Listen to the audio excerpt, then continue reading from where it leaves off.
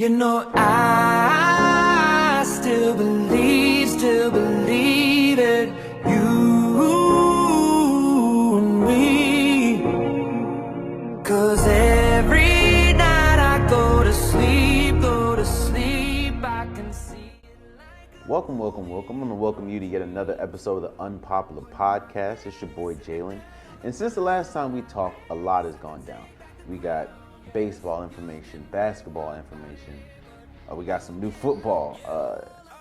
A lot has happened. And where we'll start is the Boston Red Sox and Mookie Betts. For people that don't know, Mookie Betts got traded from the Boston Red Sox to the LA Dodgers. For people that don't know who Mookie Betts is one of the best players in Major League Baseball. He's one of the best players Major League Baseball has seen in a while. When we talk about outfielders, he's one of the best outfielders in I don't know, maybe 10, 15, maybe even 20 years. Mookie Betts is important to the baseball. You know, we have Mike Trout, who's one of the greatest baseball players ever played, and that's not an understatement. We have Mookie Betts. We have, Aaron Judge. These players are important to baseball, important to the fabrics of baseball. Here's the problem with this trade, if you ask me. Mookie Betts and David Price was traded to the Dodgers. Now, yes, of course, this makes the Dodgers better, but the Boston Red Sox, you win the World Series in 2018. You paid David Price, who was on record saying he did not even want to play for the Red Sox. You pay him a fortune. You pay him one of the richest contracts in baseball history at the time. Which means that you are not scared to spend money. You're not scared to go out and spend what it takes to get good quality players. Because of the contributions from David Price, because of the contributions from Mookie Betts, because of the contributions from a lot of players on the Red Sox, you win a championship or a World Series in 2018. Now, from what, I had to do a little research on this. From what I've compiled is the management is starting to, the city, just because you won a championship, the city is not really happy with the Dodgers. They're buying up a lot of property around the stadium. They're not really happy with the ownership group. And Mookie Betts was the draw. Yes, again, you have recent success, but a lot of people were coming for Mookie. Because again, Mookie Betts is one of the best players the league has seen in years, and I mean years. And I go back to David Price, because he was traded, but he was traded along with Mookie. But you spent a fortune. You spent a fortune on David Price when he wasn't. He was on record saying he didn't want to play for the team, and B, you weren't really in a bidding war with David Price, especially the money that you gave him. You weren't in a bidding war with him, which means you really could have set the market. Well, you set the market on overpaying astronomically. Which brings me back to Mookie Betts. The reason why they traded Mookie Betts. Now, they're going to come out and say Mookie Betts didn't want to play for the team. They're going to say he wanted $400 million. But Mookie Betts is worth $400 million because he is one of the best players in all of baseball. He was an important cog to your 2018 World Series championship. So yes, he warrants $400 million, if that's what he's asking for. But the reason why you trade Mookie Betts is because you wanted to get under the luxury tax, pretty much meaning you wanted to go cheap. And Mookie Betts was not cheap. David Price, the contract that you gave him, was not cheap. So I understand, and look, let me not let me not fake and say that I'm a baseball enthusiast, I'm a baseball head. I'm not. But when I see an organization, whether it's basketball, football, baseball, anyone, be cheap like this, I understand why your fan base is extremely upset. I get it. You didn't go cheap in 2018, or you didn't go cheap in 2017. And because you didn't go cheap, you win a World Series. You don't go cheap on a player that was aging. Yes, he was still talented in David Price. Yes, he was still talented, but he was aging. He wasn't what he used to be. You don't go cheap on that. Yet, on a player that didn't even want, he was miserable the whole time he was there because he didn't want to play for you guys. You guys offered him the most money, and you guys offered him money that nobody else in the league was going to offer him. So again, you don't go cheap on David Price when you pretty much could have, but you go cheap on Mookie Betts, who is one of a generational talent when we talk about players. When we talk about the talent that the MLB has. I don't know if Mookie Betts would have won you guys yet another championship or not. We're talking about the Red Sox. But I do know that let me compare it to boom. I wouldn't understand. It would be hard to understand if Golden State goes cheap, going to contract negotiations with Steph Curry and tries to or expects him to take a discount, or lowball him, go cheap, shoot out money that he is disrespectful to him pretty much. So what you do then is you trade him to trade what's a really good team? You trade Steph Curry to the Los Angeles Lakers just because you wanted to be under the luxury tax. That is exactly what happened with Mookie Betts. So yes, I completely understand why the Boston Red Sox fan base is upset. A lot of people are speculating that ownership is thinking about selling the team and they want to get below the luxury tax before they sell the team. But I kind of agree with what Ryan Russillo said. If you're going to sell the team, why would you trade Mookie Betts? Why don't you just give him off to whoever buys the team? It's like, hey, that's your problem. Even though it's not a problem, I would rather buy a team. Now, of course, if I had enough money, I'd still buy. I mean, it's still Boston Red Sox. But I would rather buy a team with Mookie Betts on it than a team that is below the luxury tax. And I'll figure it out there. Look, it's a lot of people say that teams go cheap. This is the Boston Red Sox is a $500 million or $5 billion organization. Billion. And you're going cheap with $400 million on a player that well deserves it. So let's talk about the Dodgers aspect in this. The Dodgers now have Clayton Kershaw, David Price, Mookie Betts. I could say, well, that makes them the favorites because they have Mookie Betts and they have Clayton Kershaw and now David Price. But, we never know as we saw last year, with the Nationals winning, I think they won like 106 games, or I know they won over 100 games, and they lose in Dodgers fashion to the Nationals. So I get it, but this definitely improves the Dodgers exponentially.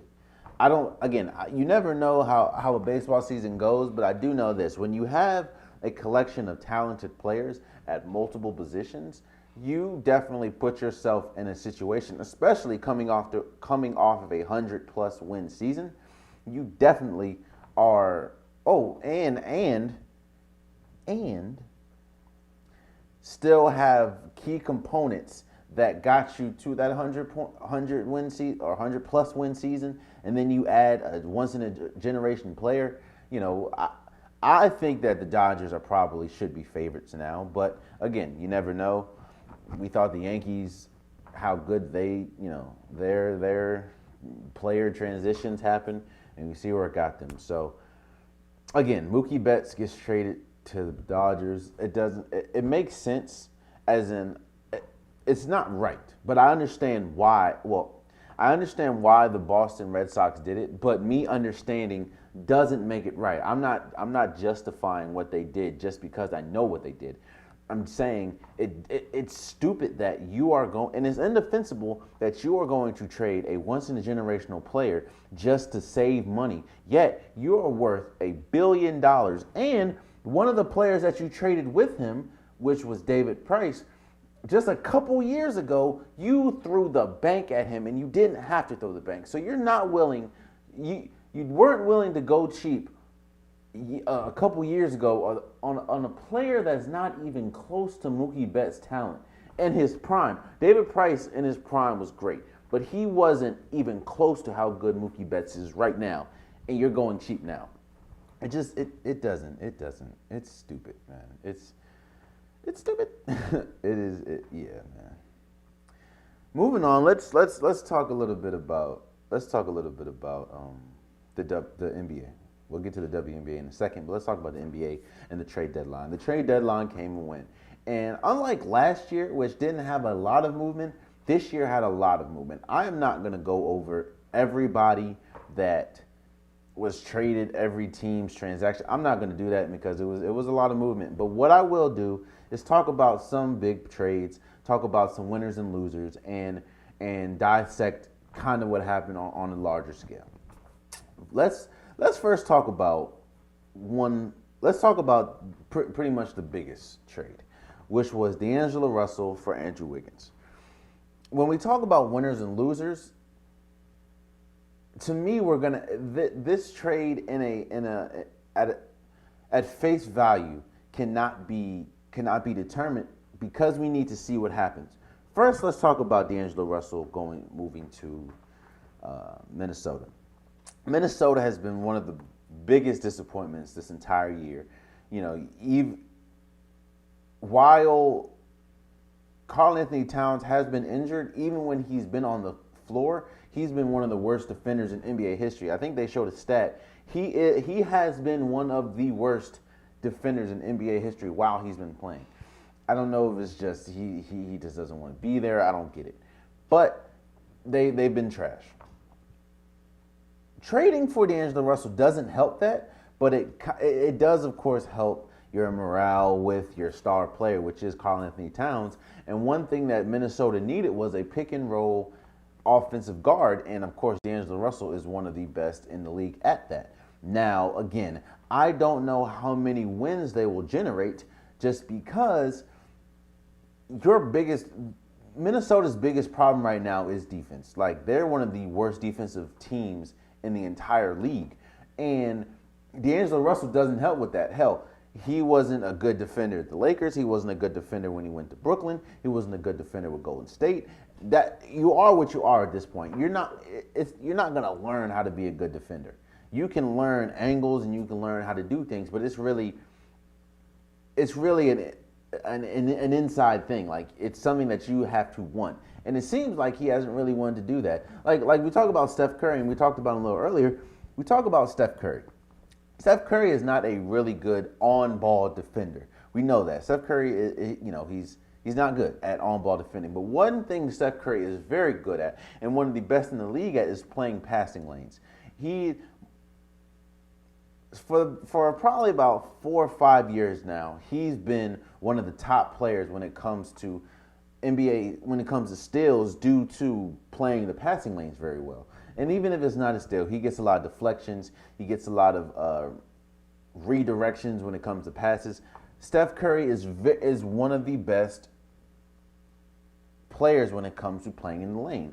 He has learned, and with his instinct and training and want to, he's learned how to be a good defender when it comes to that.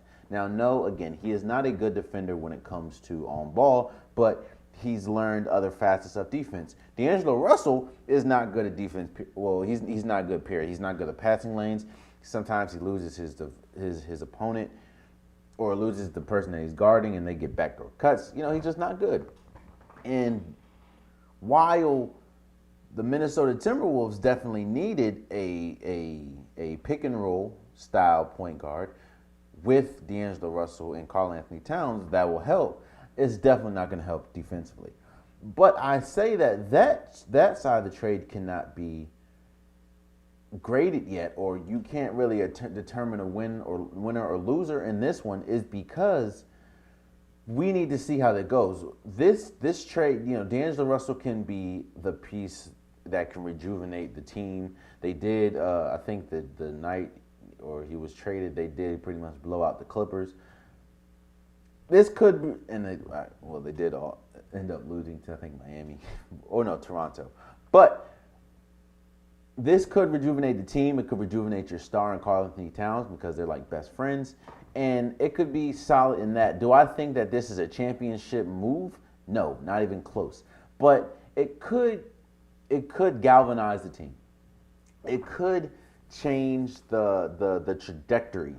And even though I'm not saying you change the trajectory as in you go from a bottom of the league team to a championship team, no, this isn't the 49ers.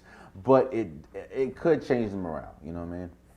Now, no, and it's not going to change defensively. Hell, it might get worse. But hey, you never know. Looking on the Golden State side, here's a problem that I've had with Andrew Wiggins in his entire career. And I think everyone's had this problem with him. Andrew Wiggins, talent-wise, strictly talent-wise, it can arguably be a top 5 player in this league. He's one of the most athletic players that we have in the league. He can shoot.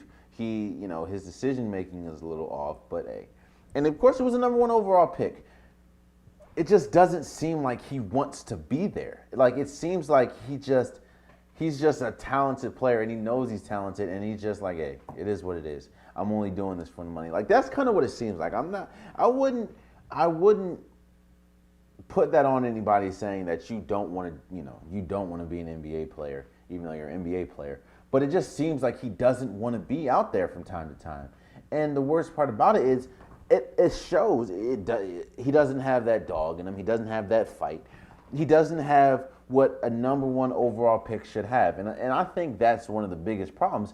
Everywhere he's went, they expect him to be a number 1 overall pick. Now, of course, you are a number 1 overall pick. I expect you to be better than that, or better than what you put on the full floor.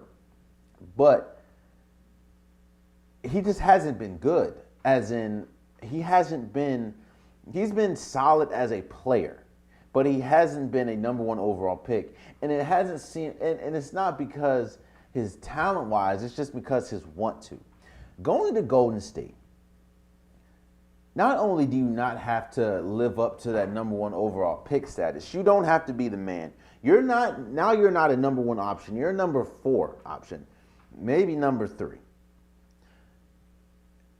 It's really on him. If he comes in and says, you know what, I'm going to do everything that the team needs.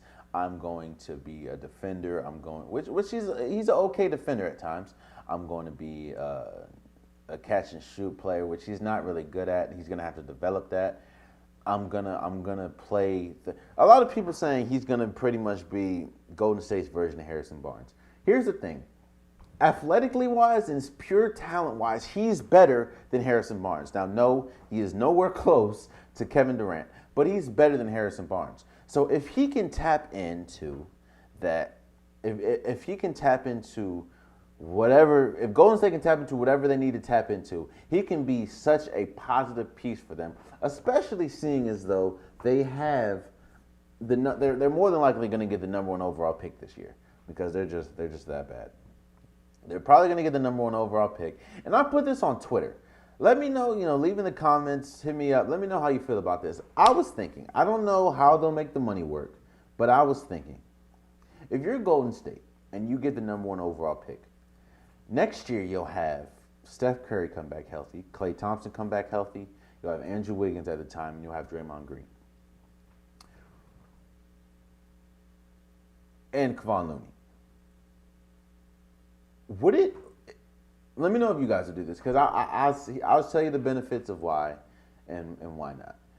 If I was Golden State, or if you're Golden State, would you take the number one overall pick, plus a couple, because I think right now they have 5 second-round picks, throw in a couple second-round picks, throw in maybe Damian Lee, throw in maybe Eric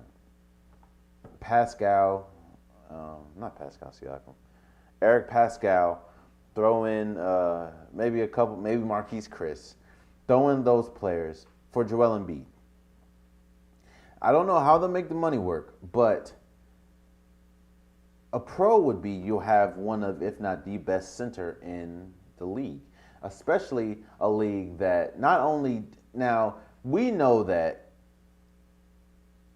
or what we've seen is that the 76ers are not good when playing with Ben Simmons and Joel Embiid. I believe both of them hold each other back, because what Ben Simmons does better than a lot of players in the league is go from end to end, get, work in the paint, even though he is a point forward, work in the paint, do what you do, get to the rim. He is not a shooter at all. He doesn't even attempt shots, and he just gets to the rim. The problem is when you have Joel Embiid, who is a center, he's kind of clogging up the rim. They both clog each other.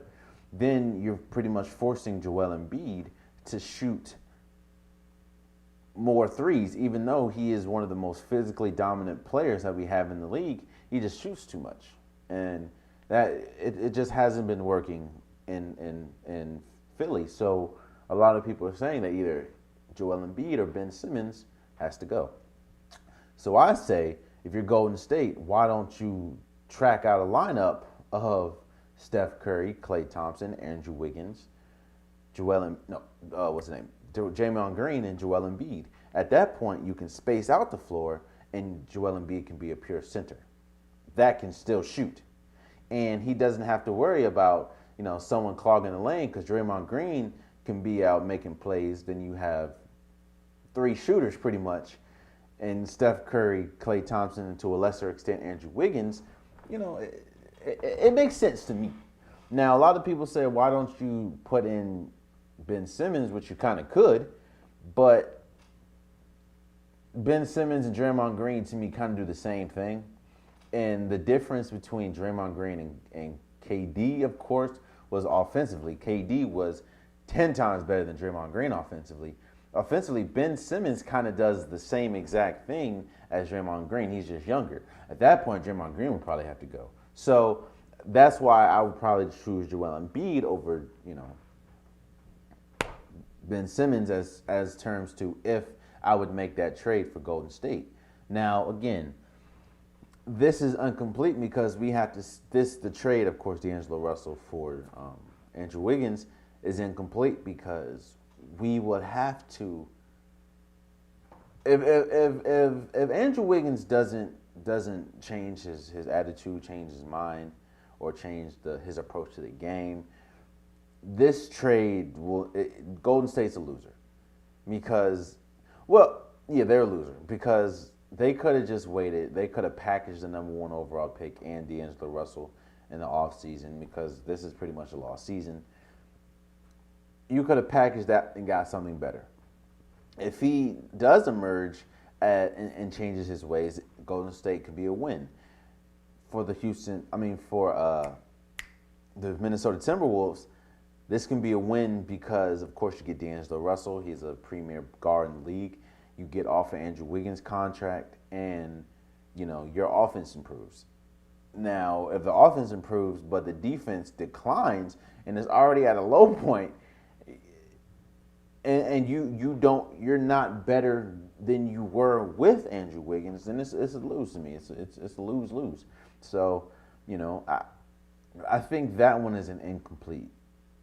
That one's an incomplete. You can't really give that a win or loser type situation until we see probably later on in the future. I will say, however, a loser in trade deadline was the Lakers.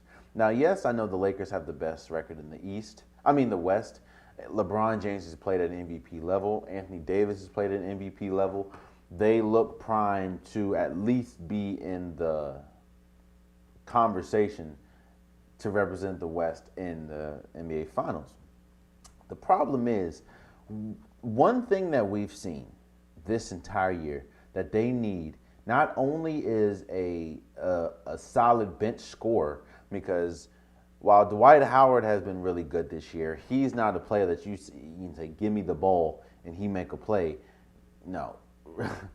Nobody on the bench has done that this entire year, whether that's Kyle Kuzma, he came off the bench a little bit, now he's coming back on the starting. Quinn Cook hasn't really been that well.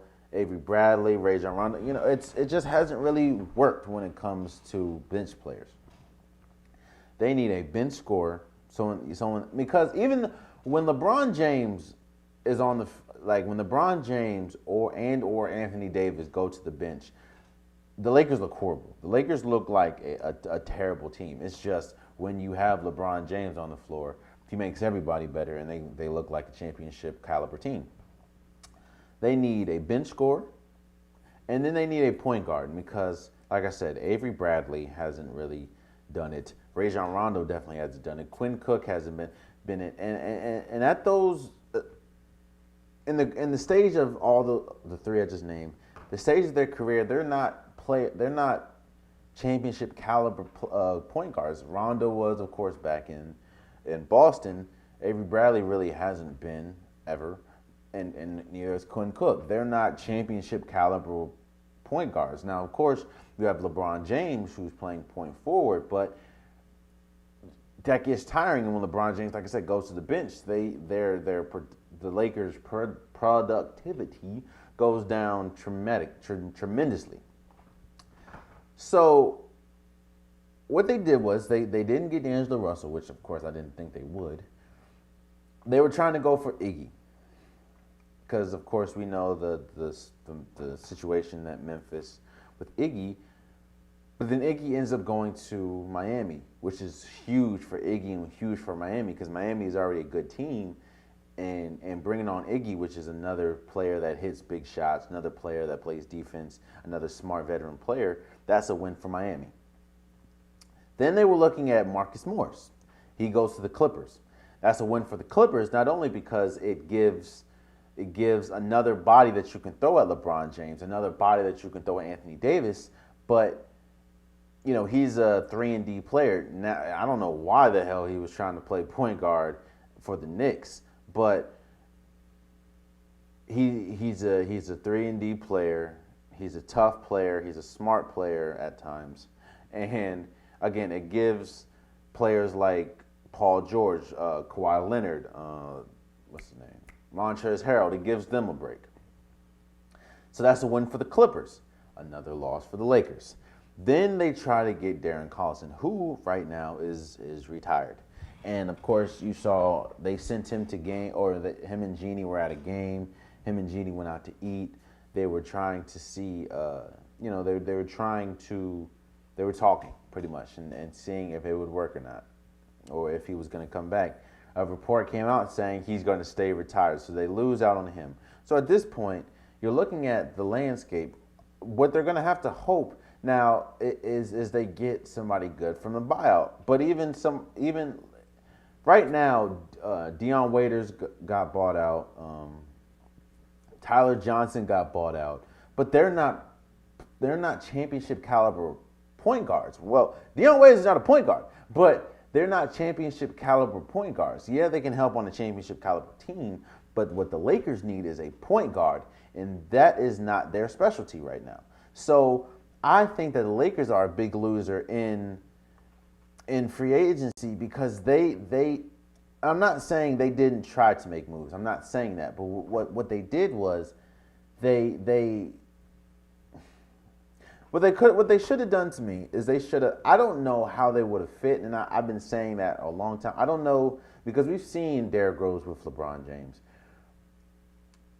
but Derrick Rose has had a solid season this year. He's had a all-star caliber playoff. I mean, all-star caliber season this year.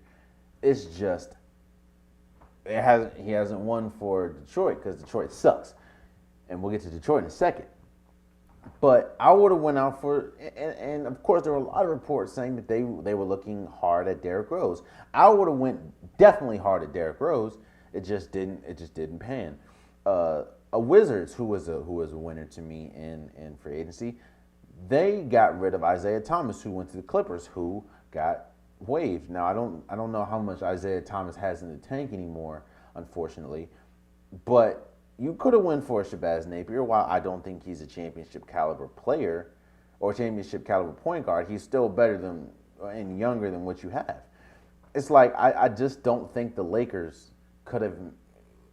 The moves that they could have made, they didn't, and the moves that they make now doesn't really help them, which is why I think that, or doesn't help them with their goal, and I think that that's the problem.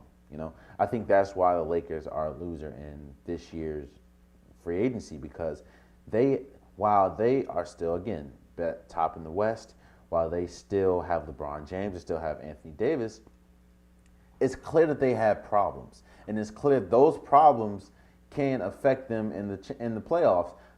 And then on top of that, your competition, which are the Clippers, got better in the area that they were weak at, or they were weaker at. So I don't see how the Lakers they lost the free agency to me.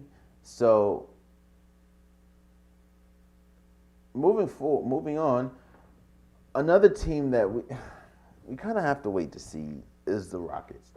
The Rockets pretty much got rid of or did away with just Biggs, period. You trade Clint Capella to Atlanta. While I do think that Clint Capella will be really good for Atlanta, I think he will be great for Atlanta. But one thing that, to me, Atlanta needed more than a center was a playmaking guard or playmaking forward. A person that, because right now offensively is Trae Young, and there's not really another person that you can give the ball to and say, go give me a bucket outside of Trae Young. I think they could have done better if they would have gotten a playmaker, someone that you can say, hey, go get me a bucket. It doesn't have to be on the caliber of Trae Young, but somebody that can go get you a bucket. I think that they would have been a lot better, getting a playmaker. But I do think getting Clint Capella does help them in the long run, and it was a good move for them. For the Rockets, we have to wait to see. Now you have P.J. Tucker, who is 6'5", starting at center exclusively.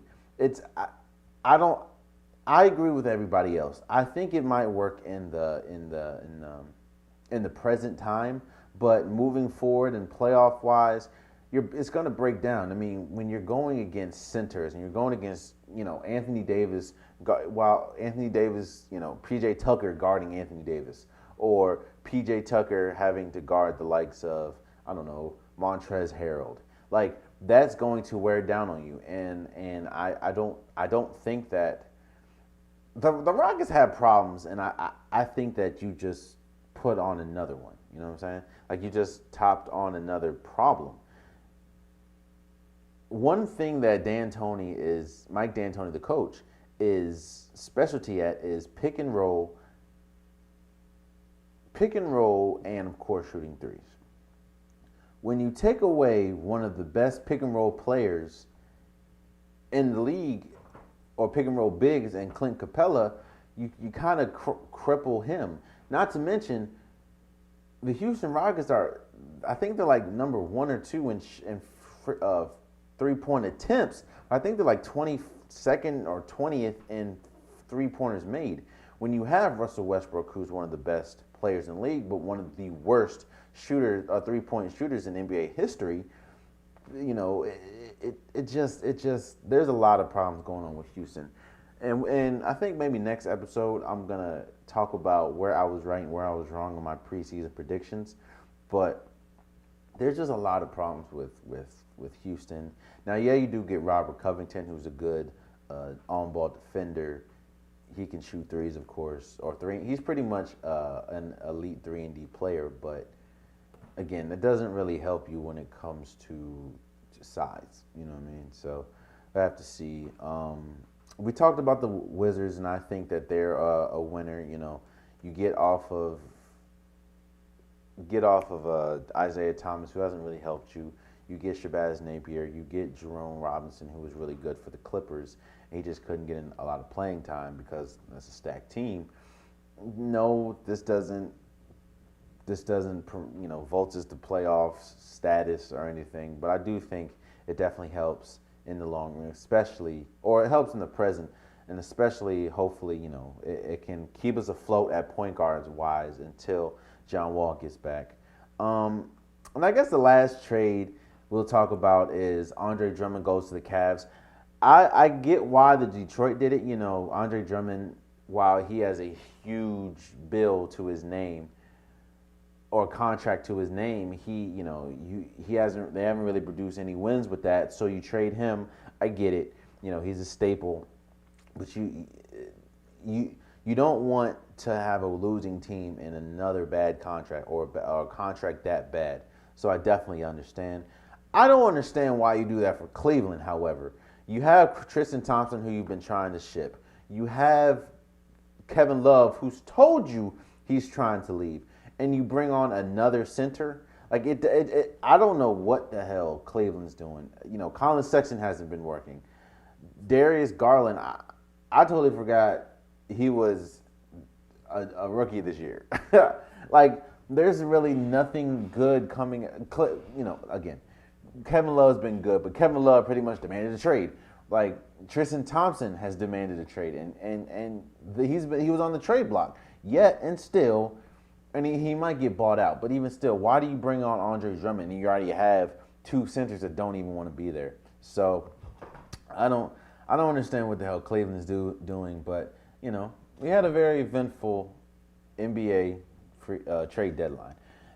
Moving over to the WNBA, their free agency started, and we've already had some huge moves that will definitely affect the WNBA. Let's start with one that's near and dear to the heart. Kristi Toliver, who I think it was 3 years with the Washington Mystics. She then gets traded. No, that's what am I talking about? She then helps us. She didn't get traded. I'm sorry. She helps us win a. No, let me start with this. Kristi Toliver started with the Sparks, the LA Sparks. She wins a WNBA championship.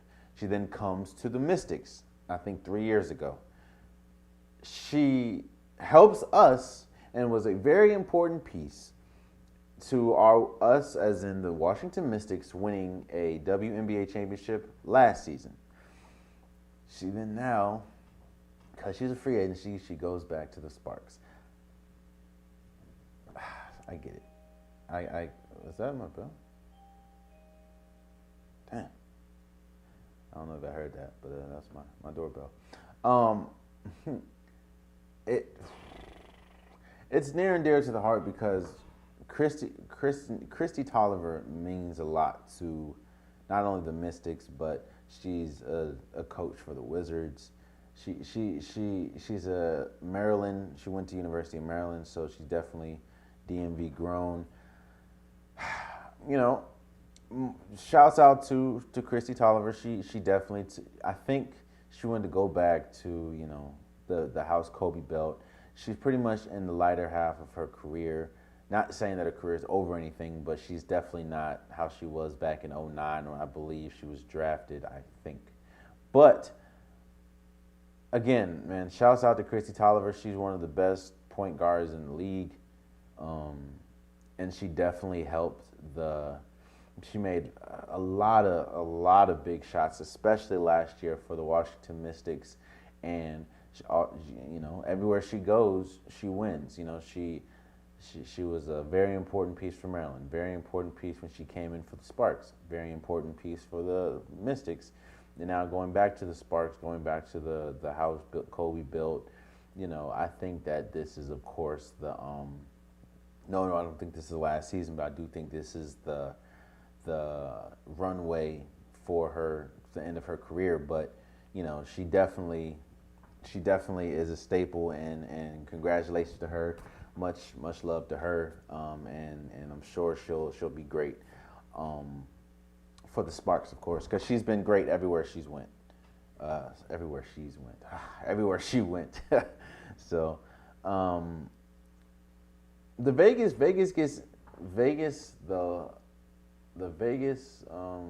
Aces. That's it. Vegas Aces get Angel McCoughtry. Now, Angel McCoughtry all season pretty much dealt with injury last year.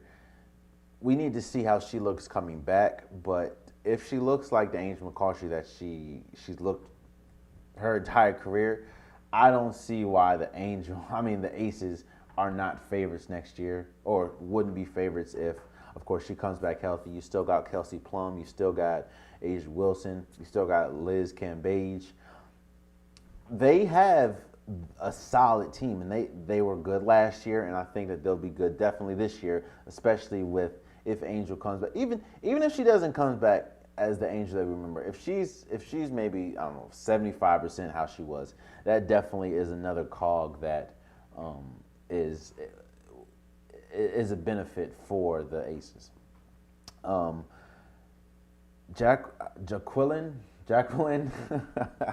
Jacqueline Jones, she stays with the Suns. The Suns made a lot of moves.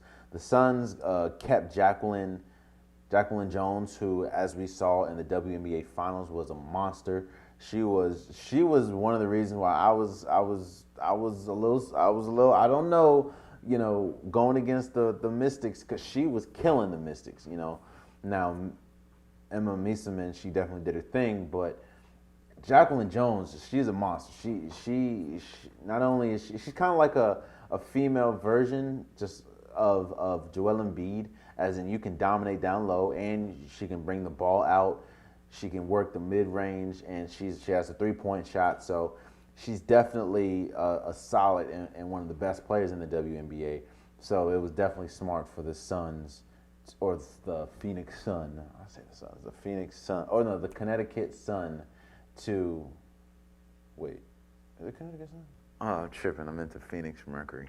But the Connecticut Sun definitely, They also made a huge move acquiring All-Star DeWanna Bonner. She averaged I think 17 or 18 points a game, or 17 and a half points a game. She's cold. The Connecticut Sun, of course, were a game away from winning the WNBA championship. While they do lose Lashea Clarendon, who she had a freak accident that she hurt her ankle. She had to have ankle surgery, season ending. But when she is on the court, she's really good. But now that you have Jacqueline Jones and you have DeWanna Bonner, you have those are two all-stars, two of the best players in the league. So the Suns are going to be big. The Storm, they pick up Morgan Tuck and the 11th pick because they trade the 7th. They're going to be big, especially with Breanna Stewart coming back. Of course, you have the regulars, the Sparks. You have Candace Parker with now Kristi Toliver again. They're going to be good. Like we just talked about, the Vegas Aces getting Angel McCoughtry, again Liz Cambage. You got Connecticut. No, you got Minnesota Lynx. They're always going to be good when you have Sylvia Fowles. Now, yes, Maya Moore will not be back because she's still doing the prison reform thing. Much love to her. But you still have, I think what I'm starting to see is, and of course the Phoenix Mercury, Diana Taurasi, Brittany Griner. The league, it's, you never know. You don't know. Because, like I said, I just named those teams. I haven't named the Washington Mystics yet, and they just won the championship, and you still have Elena Deladon, Emma Mieseman. You know, you have, there's so many teams in the WNBA that are good. It's like, there's, when we talk about people don't like parity, right? You don't know. I would go on record right now and saying that the Aces are the favorites due to the fact that of who they have and how good they did last season, and another season to grow, and of course bringing Angel on. I would say, of course, you can't count the Sparks because you got the Abumake sisters, you got Candace Park, you got Kristi Toliver now. Of course, the Connecticut Sun, getting DeWanna Bonner, and of course keeping Jones. You don't know. There's so many good teams, and of course, don't forget about the Storm, who I think just 2 years ago beat the Washington Mystics in the WNBA championship with Breanna Stewart coming back. So again, I think I'm very excited to watch the WNBA next season, or the season coming up, because I want to know exactly how it's like storylines. How will the Mystics defend their championship? How will the Connecticut Sun get back? Will Sylvia Fowles, will she lead and carry the Lynx to another good season? How will Breanna Stewart do coming back? Can Diana Taurasi and Brittany Griner win another one? It's just so many storylines that I'm excited to see. So, that's that, man. Moving on, the XFL began. The XFL started Saturday, and it looks good. Now, people were complaining, hey man, this isn't the NFL. This isn't NFL talent. First of all, a lot of these players that play for the XFL were in the NFL. Of course not the NFL, because it's the XFL. I mean, if they were in the NFL, I'm pretty sure, people love to complain about stuff that is new. People love to complain about stuff that they're not familiar with. People just love to complain. Like, that's what we have to understand. People love to complain. I watched the XFL. It was exciting, man. The new rules are good. I think they might need to chill out with some of these interviews. Like, they be interviewing everybody during the game, after the game, before the game. There's a lot of interviews, but I do like the transparency when it comes to officiating and officiate reviews. I do like the 1, 2, 3 point game. I do like the kickoff type situation. It's exciting, you know what I mean? Like, it's something new. It's spring football, professional spring football. It's something that I enjoyed, and I'm definitely hoping for success with the XFL. Of course, the AAF didn't really succeed, but I think that the XFL not only learned from their past mistakes, because for people that don't know, the XFL we had the XFL before, but that was way too much. I think it learned from its past mistakes. It learned from the mistakes that the AAF made, and it's learning from the mistakes that the NFL is making currently. So when you bring all that together, I thought that it was a really good product. I really like the XFL, and I see how it goes moving forward. It was exciting. It was a good first weekend. You know what I mean? Or not inaugural weekend. So I liked it. And lastly, what I'll talk about, there wasn't much NFL news except that the Phillip Rivers and the LA Chargers pretty much parted ways. LA Chargers allowed Phillip Rivers to hit free agency. They did a whole tribute video pretty much cementing he's not going to be there next year. This is big for a couple people. This is big for, of course, Phillip Rivers, because first time, he'll be a free agent. I think he is on the back half of his career. I think his career might be even over. His last few years, he's been an interception. Like, he's been throwing nothing but interceptions, really. Of course, he's still a lovable guy, a high octane guy, but his ability isn't starting to match his status, I guess. So that's big for him. It's big for the Chargers because now you're in the need for a quarterback. You can go draft. You can try to trade up to get maybe a Tua. You can definitely try to trade up to maybe. I don't think you're not getting the number 1 overall pick, so you're not getting Joe Burrow. You can get the quarterback. I forgot his name, from Utah State. You know, you need that. But then what you also can do is you can look at the NFL currently. We know about the situation with Tom Brady. He's hitting free agency as well. And we know that his relationship with the Patriots is kind of rocky right now. You can look at Cam Newton. You know, Ron Rivera goes to the Redskins. You go to, they have a new coach. They're pretty much looking for a new regime. And they still don't know how Cam Newton's going to fit. You can look at Andy Dalton. You can look at Matt Stafford. There's a lot of places you can look. And that, you know, it helps Tom Brady because, like I said, now Tom Brady will be going to California, where I think he's from there. Go to California, you know, he has a house there, and you know, it's a new team, and you have weapons, and that's one thing that the Patriots haven't really been doing a good job with, is surrounding him with weapons. You know, it helps Cam Newton because, again, you have weapons. It's a sunny environment like Carolina. You know, it's definitely big for a lot of people. We just see who it helps the most. Like I said, do you say, you know, we'll just go with Tua? Do you try to make a play for Tom Brady? Do you try to make a play for Matthew Stafford or Cam Newton? I would go with Cam Newton, Matthew Stafford. I don't know about Tom Brady. I don't know. But I would go for maybe a Cam Newton, or go with Tua, if you ask me. So that's the biggest news in the NFL. Is there anything else I want to talk about? No. So that has been another episode of the Unpopular Podcast. I appreciate you guys. I believe that was episode 82. Again, I want to appreciate you guys for continuing to be here. If you want to be on the podcast, right? One, you gotta know sports. But two, if you want to be on the podcast, hit me up. We'll talk about it. We'll see what I can do.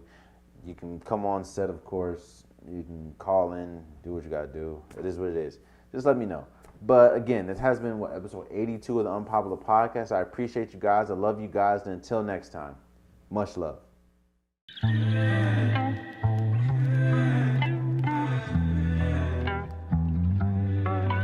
Got my headlights off, we're sitting outside. If you climb my car, then we're here all night. A couple blunts rolled and I got my windows down. Said it's been a while since you've been this high. If you're waiting on love, then you waiting for what? If your neighbors wake up, then we gotta turn it down. So you say I'm the type you like keeping around. You like keeping around. Late at night, 11, we're cruising. Lately I've been watching your movements. If I'm the only one that you're choosing, am I your favorite drug you've been using? Late at night, 11, we're cruising. Lately I've been watching your movements. If I'm the only one that you're choosing, am I your favorite drug you've been using? 21 sitting on my M5. Ride around on my all-wheel drive. Couple blunts in and I got my windows down. Looking real nice in my passenger side. If you're waiting on love, then you waiting for what? If your neighbors wake up, then we gotta turn it down. So you say I'm the type you like keeping around. You like keeping around. Late at night, 11, we're cruising. Lately I've been watching your movements. If I'm the only one that you're choosing, am I your favorite drug you've been using? Late at night, 11, we're cruising. Lately I've been watching your movements. If I'm the only one that you're choosing, am I your favorite drug you've been using?